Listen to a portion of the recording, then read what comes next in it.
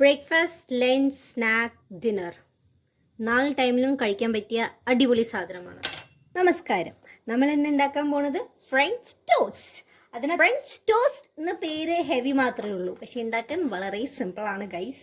അപ്പോൾ അതിന് അത്യാവശ്യമായ സാധനങ്ങളാണ് sugar, 2 eggs, milk and bread.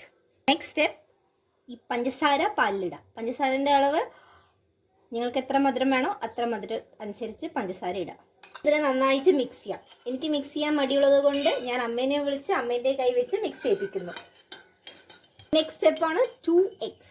ഈ എഗ്സ് എനിക്ക് പൊട്ടിച്ചിടാൻ മടിയായതുകൊണ്ട് ഞാനിത് അമ്മേൻ്റെ കയ്യിൽ ഹാൻഡ് ഓവർ ചെയ്യണതാണ്. ചെയ്ത പണികളൊക്കെ സ്കിൽഫുൾ ഉള്ള ആൾക്കാരായി ചെയ്യണതായിരിക്കും. അപ്പോൾ ചെയ്യാൻ അറിയാത്ത ആൾക്കാരെ അമ്മമാരെല്ലാം വിളിച്ച് ചെയ്യിപ്പിക്കാം.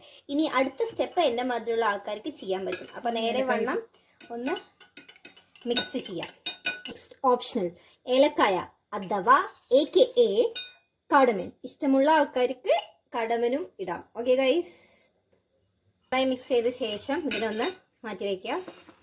വട്ടത്തിലുള്ള നല്ല ഭംഗിയുള്ള ഒരു പാൻ എടുക്കാം. ഈ പാൻ ഗൈസ് നെക്സ്റ്റ് ആണ് വെച്ചിട്ട് പാൻ വെക്കണം. സ്റ്റവ് കത്തിക്കാണ്ട് പാൻ വെക്കരുത് കേട്ടോ. ആയുധങ്ങളും ഹെവി ആയുധങ്ങൾ വെച്ചുള്ള കളിയാണ്, അപ്പോൾ സൂക്ഷിച്ച് കണ്ടിട്ട് കളിക്കുക ഗൈസ്. കാര്യമായിട്ട് എന്തോ ഉണ്ടാക്കണ്ടെന്ന് അറിഞ്ഞിട്ട് വന്നിരിക്കുകയാണ് ഗൈസ് ടിങ്കുമോൻ. നല്ല ഗീ എടുക്കാം. ഈ ഒരു ബ്രഷിനെടുത്ത് ഇതിൻ്റെ ഉള്ള മുക്കിയിട്ട് ഇങ്ങനെ നൈസായിട്ട് തേക്കാം. വേദനിക്കാൻ പാടില്ല. പ്രൊഫഷണൽസ് ചെയ്യണ പണികളാണ്, അപ്പോൾ സൂക്ഷ്യം കണ്ടിട്ട് ചെയ്യാം. ഓക്കെ, നെക്സ്റ്റ് നമ്മുടെ മെയിൻ സാധനം വരാണ് ഫ്രഞ്ച് ടോസ്റ്റ്. അപ്പോൾ ഈ സാധനത്തിന് ഇതിൻ്റെ ഉള്ളിലേക്ക് മുക്കാം. നന്നായി മുക്കി കുളിപ്പിക്കണം. അതിനെ അപ്പുറത്തും ചെയ്ത് കുളിപ്പിച്ച് ഇതിങ്ങനെ നൈസായി എടുക്കാം. പൊട്ടാണ്ട് സൂക്ഷിക്കണം ഗൈസ്. ഇനി ഇതിനെ ഇതിൻ്റെ ഉള്ളിലേക്ക് dip it and put it.